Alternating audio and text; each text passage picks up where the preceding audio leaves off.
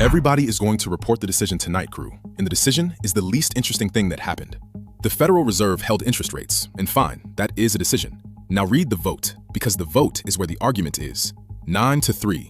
And here is the part that should make you sit up.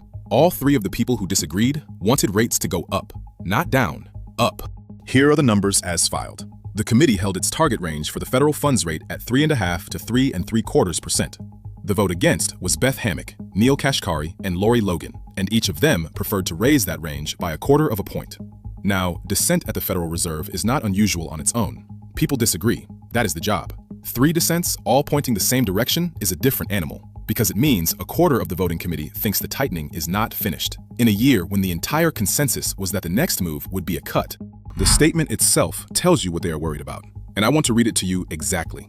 Inflation, it says, remains elevated relative to the committee's 2% goal, in part reflecting supply shocks that have driven price increases in certain sectors, including energy. Read that again. Supply shocks, including energy. That is the Federal Reserve putting in writing that a chunk of this inflation is coming from the supply side, not from people spending too much. And that distinction is not academic. It decides whether the tool even works. An interest rate is a price on borrowing. Raising it makes loans dearer, so people and companies buy less, so demand cools and prices follow. That is the whole machine, which is fine when the problem is too much demand. But if the price of energy is up because a war has interrupted the supply of it, then raising the cost of a car loan in Ohio does nothing to that at all. Rates cannot reopen a shipping lane. They cannot refill a pipeline. The Fed has written down a problem that its main instrument does not reach. So why could the majority hold anyway? Because of the other half of the mandate, and the statement covers that too. Job gains have kept pace with the workforce, and the unemployment rate has changed little. In plain terms, the labor market is neither breaking nor booming. Nothing is falling apart that a rate cut would need to catch, so there is no urgency to cut. And if you are one of the three who thinks inflation is still the live danger, there is no obstacle to hiking either. That is how you get 9-3 instead of unanimity. One more thing about this particular meeting that matters for how much anybody actually knows. There is no summary of economic projections attached to it.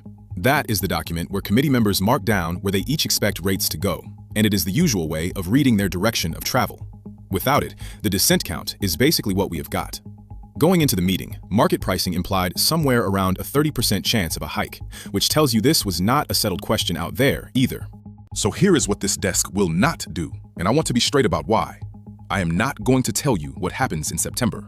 A 9-3 vote with no projections attached is a committee telling you, on the record, that it has not agreed with itself. Anybody who follows that with a confident forecast is reading something the Fed did not publish. What you can take away is the shape. Elevated inflation they partly blame on supply, a labor market holding steady, and 3 of 12 voters who think the answer is to go higher anyway. Watch the vote count next time before you watch the decision. Mind the board, crew. I'm Marcus, and this is Pixel Politics.